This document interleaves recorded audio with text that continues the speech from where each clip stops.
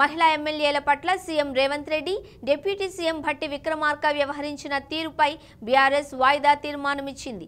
ఎమ్మెల్యేల గౌరవం ప్రతిష్టకు భంగం వాటిల్లేలా ముఖ్యమంత్రి మాట్లాడారు అని, ఈ అంశంపై శాసనసభలో చర్చించాలని పేర్కొంటూ అసెంబ్లీ కార్యదర్శికి BRS working president Sircilla MLA KTR నోటీసులు అందజేశారు. అసెంబ్లీలో బుధవారం మధ్యాహ్నం ద్రవ్య వినిమయ బిల్లుపై ప్రభుత్వం కేటీఆర్ మధ్య సంవాదం కొనసాగుతుంది. వెంటనే అసందర్భంగా లేచిన సీఎం రేవంత్ రెడ్డి మాట్లాడుతూ కేటీఆర్ వెనకాల ఉండే అక్కలు అంటే గతంలో అధికార పక్షంలో ఉండి చెప్పి ఇక్కడ ముంచి అక్కడికి తేలిండ్రు. ఆ అక్కల మాటలు విన్నాడనుకో జూబ్లీ బస్టాండ్లో కూర్చోవాల్సి వస్తది అంటూ బీఆర్ఎస్ ఎమ్మెల్యే మాజీ మంత్రి సబితా ఇంద్రారెడ్డిని ఉద్దేశించి అనుచిత వ్యాఖ్యలు చేశారు. దీంతో సీఎం చేసిన వ్యాఖ్యలు సభలో తీవ్ర గందరగోళానికి దారితీశాయి.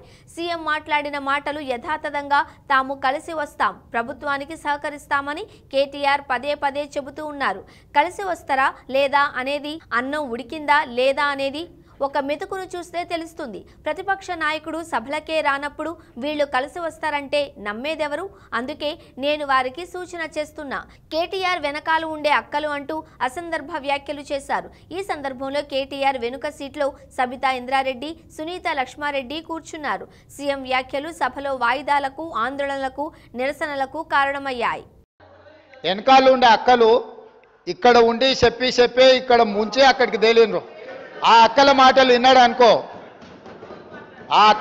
విన్నాడు అనుకో జూబ్లీ బస్టాండ్లో కూర్చోవాల్సి వస్తుంది. అధ్యక్ష, ఆ రోజు పార్టీలోకి వస్తున్నప్పుడు ఒక అక్కగా ఆస్వాదించిన బాబు, నువ్వు చాలా పెద్దగా ఎదుగుతావు, ఈ రాష్ట్రానికి ముఖ్యమంత్రి అవుతావు, రాయి పార్టీలకని ఆహ్వానించిన నేను ఈ రోజు మరి నన్నెందుకు కక్ష తీర్చుకుంటున్నాడో నాకు అర్థమైతలేదు. ప్రతిసారి ప్రతి అసెంబ్లీలో ఒక్క నిమిషం ఆగండి చెప్పనియండి.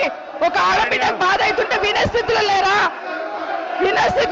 మీరు?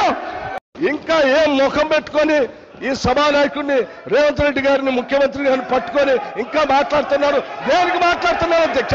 ఏం చేశారని, ఏం గొప్పలు సాధించారని, ఏం చేశారని? పార్టీలు మారి పరువు తీసి మొత్తం ప్రజాస్వామ్యాన్ని కూలి చేసింది కాకుండా ఇంకా మాట్లాడుతూ ఉన్నారు. అక్కడున్న లేపట్లకి వచ్చిండ్రు. ఎక్కడ పోయినారో తప్పకుండా చర్చ పెట్టుకుందాం.